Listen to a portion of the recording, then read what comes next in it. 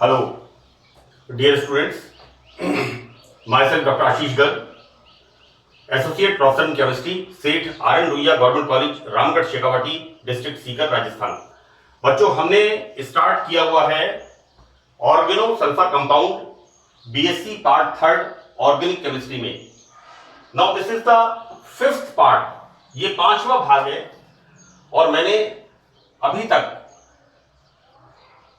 चार पार्ट्स इसके रिकॉर्ड किए हैं, ऑडियो विजुअल बनाए हैं। देखो बच्चों, यहां पर हम पढ़ रहे हैं थायोईथर्स और डाई एल्काइल सल्फाइड, इनके बारे में। डाई एल्काइल सल्फाइड या थायोईथर्स, मैंने आपको बताया था इससे पहले फोर्थ पार्ट में, अगर सल्फर की जगह ऑक्सीजन है तो ये होते हैं सिंपल ईथर्स।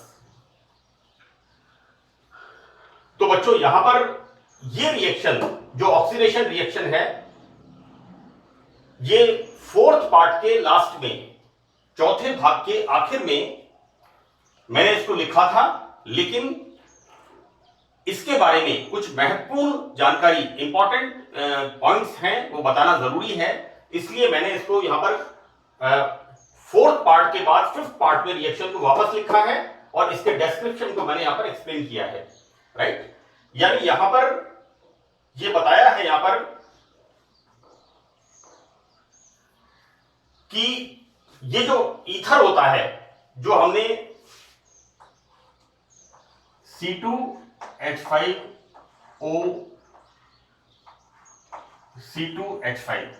ये जो ईथर होता है, ये बच्चों देखो लाइन में यहां लिखी है कि यह ऑक्सीडेशन रिएक्शन ईथर्स में नहीं होती है, जबकि ये रिएक्शन थायोईथर्स में होती है।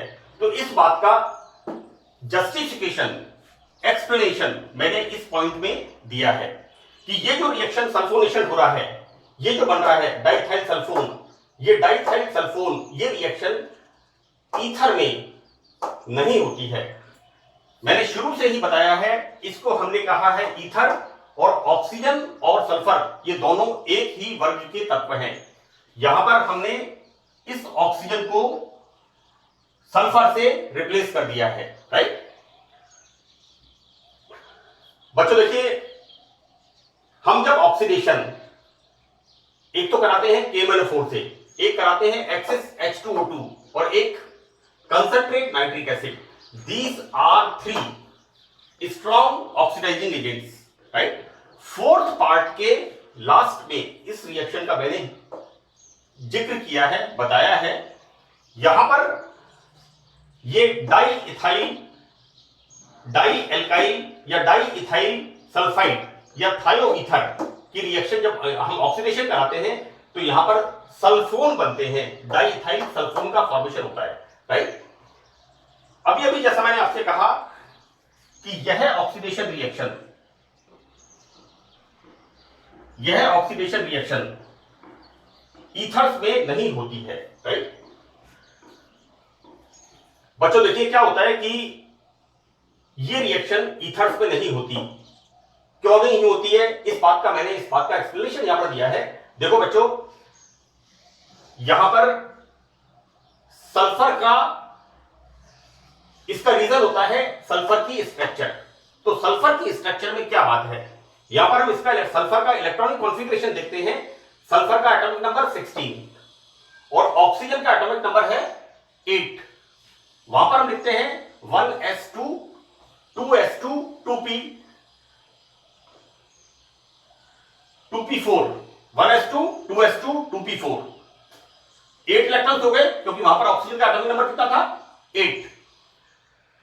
यहां पर सल्फर का इलेक्ट्रॉनिक कॉन्फ़िगरेशन है 3s2 3p2 3px2 3py1 and 3pz1. This is the electronic configuration of sulfur. बच्चों यहां पर हम देखते क्या है कि 3s 3p और 3d, राइट। भाई तीसरा हमारा पीरियड चालू हो गया, तो यहां पर ऑर्बिटल्स कौन कौन से होते हैं, एक तो होते हैं 3s 3p एंड 3d। तो यहां पर सल्फर में खाली डी कक्षकों की उपस्थिति होती है, राइट। अब होता यह है कि सामान्यतः सल्फर बाइवेलेंट एलिमेंट है। हम कॉमनली लिखते क्या है, हम लिखते हैं H2S।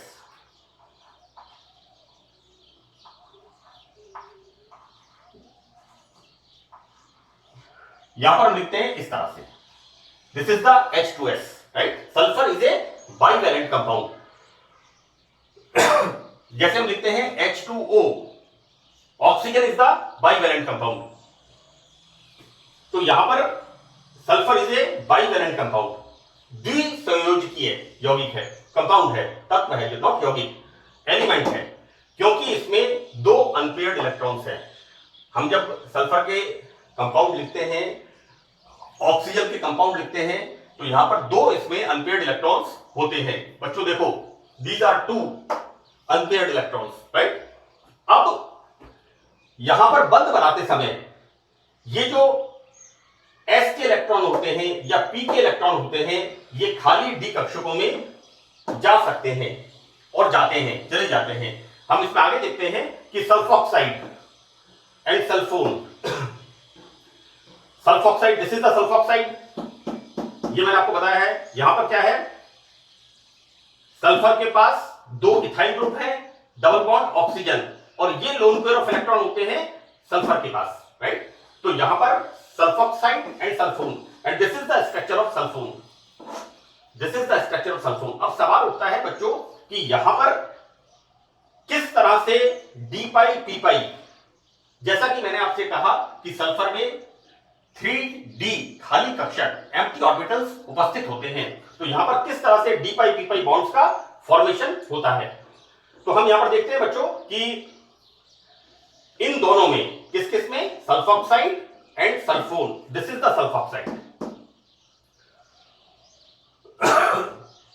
And this is the sulphone, इन दोनों में 3s और 3p के इलेक्ट्रॉन्स 3d कक्षकों में चले जाते हैं, और डाइथाइल सल्फॉक्साइड, ये वाला स्ट्रक्चर, दिस इज द बच्चों C2H5 whole twice S double bond O में सल्फर एटम sp3 संकृत होता है, एवं बच्चों H2O में भी ऑक्सीजन एटम कैसा होता है, sp3 संकृत होता है, राइट। हम वहां पर क्या पढ़ते हैं, हम वहां पढ़ते हैं valence shell electron pair repulsion theory. हम जब H2O में संकरण की बात करते हैं, तो वहां पर हम क्या देखते हैं कि ऑक्सीजन H2O में भी sp3 संकलित होता है, राइट। लेकिन H2O में हम क्या पढ़ते हैं, valence shell electron pair repulsion सिद्धांत। ये आपने 12th क्लास में और बीएससी पार्ट फर्स्ट में कोवेलेंट बॉन्ड थ्योरी में आपने पढ़ा है। तो यहां पर sp3 संकलित होता है, तो सल्फर एटम ऑक्सीजन एटम के साथ यहां पर बच्चों देखिए इस तरह से डी पाई पी पाई बॉन्ड बना लेता है। यानी यहां पर ये जो ऑक्सीजन होता है बच्चों, बेसिकली क्या है, हम पढ़ रहे हैं इसके बारे में, हम क्या पढ़ रहे हैं, C2H5 होल ट्वाइस S। अब जब इसका ऑक्सीडेशन कराते हैं तो इस तरह के यौगिक, किस तरह के, डाइथाइल सल्फोन, या ये this is the diethyl sulphone, इस तरह के यौगिक, या सल्फॉक्साइड, ये जो this is the sulphoxide, this is the diethyl sulphoxide, and this is the diethyl sulphone. तो इस तरह के यौगिक बनते कैसे हैं, तो यहां पर क्या होता है कि इस ईथर में ये जो लोन पेयर ऑफ इलेक्ट्रॉन्स होते हैं, ये लोन पेयर ऑफ इलेक्ट्रॉन्स इस तरह से डी पाई पी पाई, क्योंकि यहां पर खाली डी कक्षक होते हैं, तो यहां पर इस तरह से ये जो इलेक्ट्रॉन्स होते हैं जो कि पी कक्षकों में होते हैं, ये इनके साथ इस तरह का बॉन्ड फॉर्मेशन कर लेते हैं, राइट। हम इसमें देखते हैं कि सल्फोन्स के अंदर, these are the sulphones, these are the sulphones, तो सल्फोन्स में भी सल्फर एटम sp3 संकलित होता है, जैसा कि सल्फॉक्साइड में होता है, जैसा कि यहां पर दिस इज द सल्फॉक्साइड,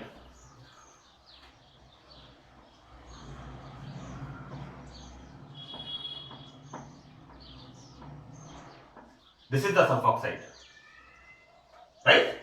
तो बच्चों यहां पर सल्फोन में भी सल्फर एटम sp3 हाइब्रिडाइज्ड अवस्था में होता है एवं दोनों ऑक्सीजन के साथ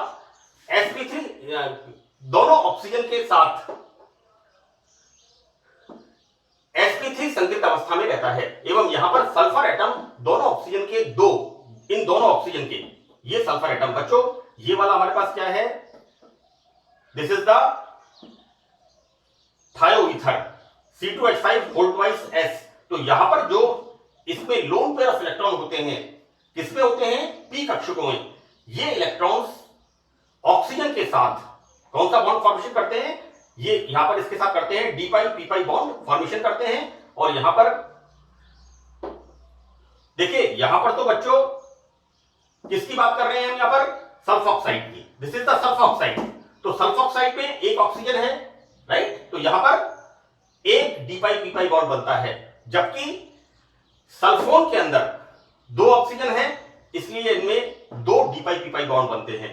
तो यहां पर दो d पाई p पाई बॉन्ड बनते हैं और ईथर में ऑक्सीजन में खाली डी कक्षक नहीं होने के कारण यह ऑक्सीडेशन रिएक्शन नहीं होती है, राइट, जबकि थायोईथर्स में यह ऑक्सीडेशन रिएक्शन होती है। और इसीलिए मैंने फोर्थ पार्ट में जब इस रिएक्शन को बताया था, राइट, वहां पर मैंने लिखा था KMnO4 H2O2 एक्सेस में, वहां पर लिखा था 4H2O2 and nitric acid, these are 3 strong oxidizing agents, right. तो इस तरह से यहां पर हम देखते हैं कि किस तरह से थायोईथर्स या डाईइथाइल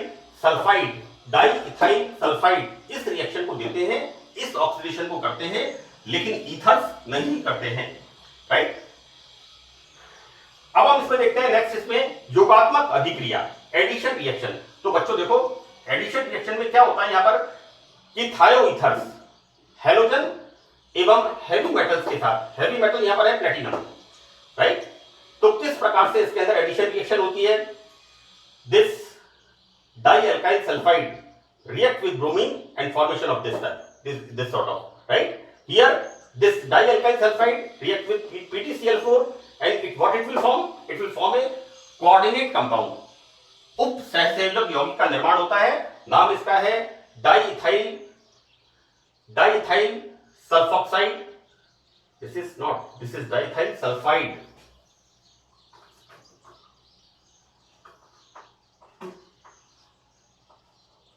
सल्फॉक्साइड का मतलब तो ऑक्सीजन आ गई, लेकिन यहां पर लिखा है डाइइथाइल सल्फाइड, क्योंकि यहां पर दो है, यहां पर डाइइथाइल सल्फाइड इसको, right, and this is platinum chloride, right. तो यहां पर इस तरह से यहां पर ये addition reaction alkyl this is thioethers के अंदर, थायोईथर्स में इस प्रकार ये एडिशन रिएक्शन होती है, राइट।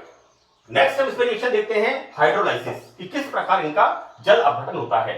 तो बच्चों हम देखते हैं कि थायोईथर्स का एल्कलाइन, यहां पर हम हाइड्रोलाइसिस करा रहे हैं, और हाइड्रोलाइसिस किसमें करा रहे हैं, एल्कलाइन माध्यम में। तो यहां पर थायोईथर्स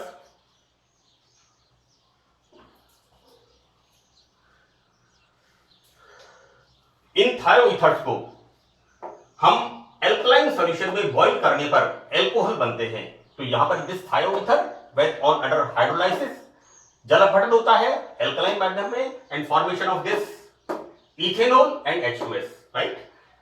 नेक्स्ट फिफ्थ रिएक्शन, इसको मैंने ई नाम दिया है क्योंकि इसमें मैंने इसको क्लासिफाई किया है, capital A B, this is C, this is D and this is the E, this is the desulphurisation, right, यानी इसमें से सल्फर बाहर निकल जाती है। हम पढ़ते हैं डी कार्बोक्सिलेशन, कार्बन डाइऑक्साइड बाहर निकलती है, डिहाइड्रेशन, वाटर मॉलिक्यूल बाहर निकलता है, एसिटिक एसिड को गर्म करने पर वाटर मॉलिक्यूल बाहर निकलता है, and the process is dehydration, and क्या बनता है, acetic anhydride, right. So here this is desulphurisation, so that this diethyl sulphide when undergo reduction with Raney nickel, then formation of this alkane and nickel sulfide. So that's all, ये हमारा खत्म हो गया यहाँ पर, this is the end of the topic. ये यहां पर हमारे पास ये जो हम थायोईथर्स पढ़ रहे थे, डाइअल्काइल सल्फाइड्स पढ़ रहे थे, ये यहां पर समाप्त हो गया। नेक्स्ट इसी चैप्टर के अंदर जो नेक्स्ट टॉपिक है that is the sulphonic acid, right. बच्चों आपने नोमेनक्लेचर पढ़ते समय मैं बार बार इस बात को आपको बता रहा हूं कि जब भी आप क्रियात्मक समूह की वरीयता सूची पढ़ते हो तो उस प्रायोरिटी लिस्ट में हम देखते हैं carboxylic acid, sulphonic acid, oic anhydride, asters, acetamide, इस तरह से एक प्रायोरिटी लिस्ट है कि किस तरह से उच्च वरीयता से निम्न वरीयता की तरफ हम देखते हैं, चलते हैं। यहां पर ये जो बेंजीन रिंग है, इस बेंजीन रिंग में SO2OH ग्रुप किस प्रकार आता है, राइट। इन यौगिकों में बेंजीन रिंग का एक हाइड्रोजन एटम इस ग्रुप के द्वारा, सल्फोनिक एसिड ग्रुप, ये वाला ग्रुप यहां पर हमारा कौन सा है बच्चों, ये ग्रुप है यहां पर SO2OH ग्रुप, राइट। तो बेंजीन रिंग में एक हाइड्रोजन जब इस ग्रुप से रिप्लेस होता है तो बनता है बेंजीन सल्फोनिक एसिड। मैंने आपको हेटेरोसाइक्लिक कंपाउंड्स में इलेक्ट्रोफिलिक सब्स्टिट्यूशन रिएक्शंस बताई हैं और उन इलेक्ट्रोफिलिक सब्स्टिट्यूशन रिएक्शंस में हमने देखा था halogenation, chlorination by the chloronium Cl+, bromination by the Br+, bromonium, nitration, NO2+, sulfonium, SO2OH+, right? Alkylation, CH3+, acylation, CH3CO+, right? So it's a sort of, this is a sort of aromatic electrophilic substitution reaction, right? यहाँ पर sulphonic acid group benzene ring में आता है। मैंने यहाँ बिल्कुल स्पष्ट लिखा है कि इन यौगिकों में जो बेंजीन रिंग होती है उसका एक हाइड्रोजन एटम इस ग्रुप से प्रतिस्थापित होता है, सब्स्टिट्यूट होता है, then formation of benzene sulphonic acid, right. This is the sulphuric acid और इस सल्फ्यूरिक एसिड की रिएक्शन होती है बेंजीन के साथ and formation of benzene sulphonic acid, right. यहां पर ये एक बहुत महत्वपूर्ण डिस्क्रिप्शन मैंने लिखा है। मैंने method of preparation of benzene sulphonic acid, right. So this is by the direct sulfonation। हम यहां पर बेंजीन सल्फोनिक एसिड प्रिपेयर कर रहे हैं, राइट।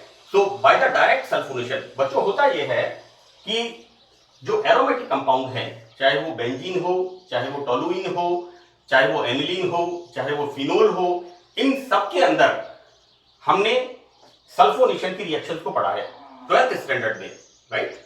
और इस सारे डिस्क्रिप्शन को इसके अंदर से आपसे रीजनिंग के सवाल, explain why question, not in the reasoning सवाल, कारण सहित बताइए, इस तरह के क्वेश्चंस आपसे पूछे जा सकते हैं। हम यहां पर क्या देखते हैं कि एरोमेटिक सल्फोनिक एसिड से हम सबसे पहले मेंबर लेते हैं यहां बेंजीन का। तो बेंजीन सल्फोनिक एसिड बनाने के लिए या तो कंसंट्रेट सल्फ्यूरिक एसिड या फिर fuming sulphuric acid. Fuming sulphuric acid क्या होता है, H2SO4 plus this is either sulfur dioxide or sulfur trioxide gas, right? And this is the formation of oleum. This fuming sulfuric acid is called oleum. Oleum क्या होता है, H2S2O7, right? या यहां पर काम में लेते हैं क्लोरोसल्फोनिक एसिड, प्रयोग में लाते हैं, राइट। अब बच्चों बेंजीन रिंग में कितने सल्फोनिक एसिड ग्रुप प्रवेश करेंगे, राइट। हम जब बच्चों यहां पर इस रिंग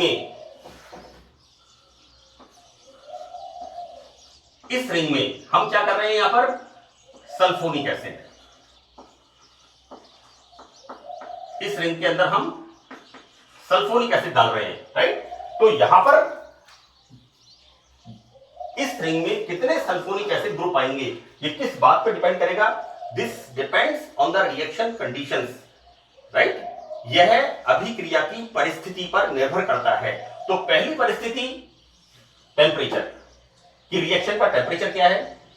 दूसरी परिस्थिति, हम सल्फोनेशन कराने के लिए किस प्रकार का एसिड काम में ले रहे हैं, कंसंट्रेट सल्फ्यूरिक एसिड ले रहे हैं या fuming sulphuric acid, oleum H2S2O7 काम में ले रहे हैं, और या फिर हम क्लोरोसल्फोनिक एसिड काम में ले रहे हैं, राइट। एंड तीसरी चीज क्या होती है कि नेचर ऑफ द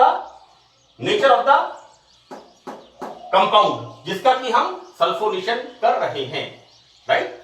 देखो बेटा यहां पर क्या है, होता यह है कि यदि इस पर इलेक्ट्रॉन देने वाले ग्रुप लगे हुए हैं, जैसे मिथाइल, जैसे NH2, मैंने इसमें लिखा है, यहां पर अगर इलेक्ट्रॉन देने वाले ग्रुप लगे हैं तो सल्फोनेशन आसानी से होता है।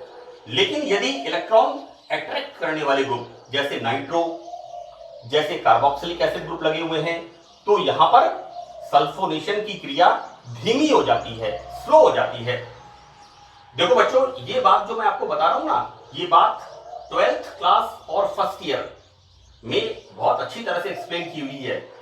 एरीन्स एंड इट्स एरोमेटिसिटी, है ना, एरीन्स एवं एरोमेटिकता वाले पार्ट में, बीएससी पार्ट फर्स्ट में इसको बहुत अच्छी तरह से समझाया हुआ है। तो ये कोई नई चीज नहीं है। यहां पर सबसे पहले तो कि इस बेंजीन रिंग में कितने सल्फोनिक एसिड ग्रुप आएंगे, this depends on the temperature, now concentration of the acid, and the third thing nature of the compound, कि ये हमारा बेंजीन है, टोलुइन है, नाइट्रोबेंजीन है, एनिलीन है, बेंजोइक एसिड है। इस बात के ऊपर डिपेंड करेगा कि सल्फोनेशन होगा या नहीं होगा या किस प्रकार होगा। तो first is the temperature, second हम यहां पर रिएक्टेंट का नेचर किस तरह का ले रहे हैं, राइट। जो अभिकर्मक हम काम में ले रहे हैं, either we are using concentrate sulphuric acid और we are using fuming sulphuric acid, that is oleum H2S2O7, और we are using chlorosulphuric acid, we are using here this is chlorosulphonic acid, this is the chlorosulphonic acid, this is the chlorosulphonic acid, right. हम यहां पर कौन सा काम में ले रहे हैं इस पर डिपेंड करेगा। एक और मैंने यहां पर लिखा है बच्चों कि यदि एरोमेटिक रिंग में एक्टिवेट करने वाले समूह, बच्चों एक्टिवेट करने वाले समूह से क्या मतलब है, जो कि इलेक्ट्रॉन देने वाले ग्रुप से, राइट। देखो ये रिएक्शन कैसी हो रही है, this is the electrophilic substitution reaction, है ना, इलेक्ट्रॉन स्नेही प्रतिस्थापन अभिक्रिया, राइट। इलेक्ट्रोफाइल कैसा होता है, इलेक्ट्रॉन न्यून, और बेंजीन रिंग कैसी है, इलेक्ट्रॉन रिच, राइट। तो यहां पर हम क्या देखते हैं कि यदि बेंजीन रिंग में इलेक्ट्रॉन बेंजीन रिंग को एक्टिवेट करने वाले ग्रुप जैसे ये लगे हुए होते हैं, तो यहां पर ये सल्फोनेशन आसानी से होता है। देखो बच्चों ऐसा है, ये बेंजीन रिंग, इस बेंजीन रिंग पे क्या है, 6 पाई इलेक्ट्रॉन, और यहां पर क्या आ रहा है, यहां पर SO2OH+, ये आता है यहां पर, दिस इज द सल्फोनियम, राइट। ये यहां पर आता है, सल्फोनियम इसके अंदर प्रवेश करता है। अब देखो बेटा ऐसा है कि जब कोई लेने वाला आता है और ये देने वाला है, इसके पास 6 पाई इलेक्ट्रॉन्स है, लेकिन यदि इसके ऊपर इस प्रकार का प्रतिस्थापी सब्स्टिट्यूएंट लगा हुआ है जो कि बेंजीन रिंग में इलेक्ट्रॉन डेंसिटी को बढ़ाता है, तो ये इसको इलेक्ट्रॉन तुरंत दे देगा। इसको अपन ऐसे मान लें कि एक घर में अगर एक बेटा कमाने लग जाता है और पैसे लाके घर में देता है, तो घर की प्रॉस्पेरिटी बढ़ेगी, और हम अगर कोई हमारे पास जरूरतमंद आता है तो हम उसको दान कर सकते हैं, राइट। तो यहां पर रिएक्टिविटी बढ़ेगी। मैंने इसको यहां पर कहा है बेंजीन रिंग को एक्टिवेट करता है, राइट। लेकिन यहां पर यदि ऐसा ग्रुप लगा हुआ हो, यानी इस परिवार का एक बेटा वो पैसे को बर्बाद करता है, खराब करता है गलत आदतों के कारण, तो यहां पर क्या होगा, यहां पर 6 पाई इलेक्ट्रॉन तो हैं, लेकिन ये इसके इलेक्ट्रॉन्स को ले लेगा, तो ये रिएक्शन इसकी, ये जो लेने वाला आएगा इसकी रिएक्शन यहां पर स्लो हो जाती है। तो इस प्रकार के ग्रुप्स को हम क्या कहते हैं कि इस प्रकार के ग्रुप्स बेंजीन रिंग को डीएक्टिवेट करते हैं। तो आप देखो कि जबकि बेंजीन रिंग में डीएक्टिवेट करने वाले समूह जैसे NO2, कार्बोक्सिलिक एसिड, आदि सल्फोनेशन की क्रिया को मंद करते हैं, क्योंकि ये ग्रुप क्या करते हैं, बेंजीन रिंग को विसक्रियत करते हैं, डीएक्टिवेट करते हैं, राइट, इसके इलेक्ट्रॉन्स को अट्रैक्ट कर लेते हैं, राइट। तो ये इसका बेटा सल्फोनेशन प्रोसेस में मुझे रिएक्शंस लिखने से पहले इसको बताना जरूरी था, इसलिए मैंने इसको यहां पर लिखा है और एक्सप्लेन किया है।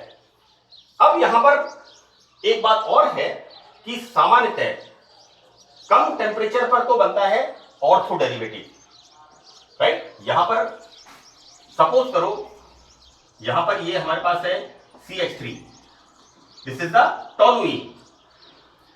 इसका जब हम सल्फोनेशन कराते हैं तो लो टेम्परेचर पर बनता है ऑर्थो डेरिवेटिव, और यदि टेम्परेचर हाई होता है तो यहां पर बनता है पैरा डेरिवेटिव। यानी यहां पर ऑर्थो पोजीशन के ऊपर कब आएगा सल्फोनिक एसिड ग्रुप, जब कम तापक्रम होगा, और पैरा पोजीशन पर कब आएगा, जब तापक्रम ज्यादा होगा, राइट। तो that's all. And the last में मैंने लिखा है कि कई बार सल्फोनेशन के लिए कैटलिस्ट भी काम में आते हैं। वो कैटलिस्ट कौन कौन से हैं, एक तो आयोडीन, एक सिल्वर, एक वैनेडियम, और यहां पर कुछ इसके मर्करी सॉल्ट्स, जैसे कॉमनली यूज करते हैं mercuric acetate, right. So this is the explanation of direct sulphonation. अब इसकी जो रिएक्शंस हैं और जो मैकेनिज्म है वो मैं आपको नेक्स्ट 6 पार्ट में एक्सप्लेन करूंगा। So that's all in this part. Thank you.